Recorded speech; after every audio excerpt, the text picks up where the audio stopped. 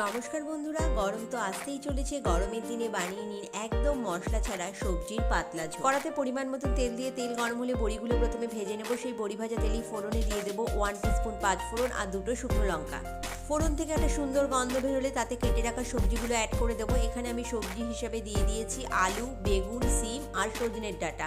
সবজিগুলো খুব ভালোভাবে নুন হলুদ দিয়ে একটু কষিয়ে নেব। এখানে আপনারা আপনাদের পছন্দ অনুযায়ী যে কোনো ধরনের সবজি অ্যাড করে নিতে পারেন। সবজিগুলো কষানো হয়ে গেলে পরিমাণ মতন জল দিয়ে দেবো 2টো চেরা কাঁচা লঙ্কা আর ভাজা বড়িগুলো। সমস্ত কিছু একসাথে মিশিয়ে নিয়ে ঢাকা দিয়ে লো ফ্লেমে বেশ কিছুক্ষণ ধরে রান্না করব। এই পর্যায়ে আমার একদম রেডি হয়ে গেছে বড়ি দিয়ে সবজির পাতলা ঝোল মশলা ছাড়া।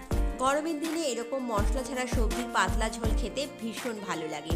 এরকম সবজির ঝোল যেমন আমাদের শরীরের পক্ষেও ভালো, তেমন টেস্টিও বটে। রিকোয়েস্ট থাকলো গরমকালে এই রেসিপিটা একবার ট্রাই করার। আশা করি আপনাদেরও ভীষণ ভালো লাগবে। গরম গরম ভাতের সাথে এরকম গরম গরম সবজির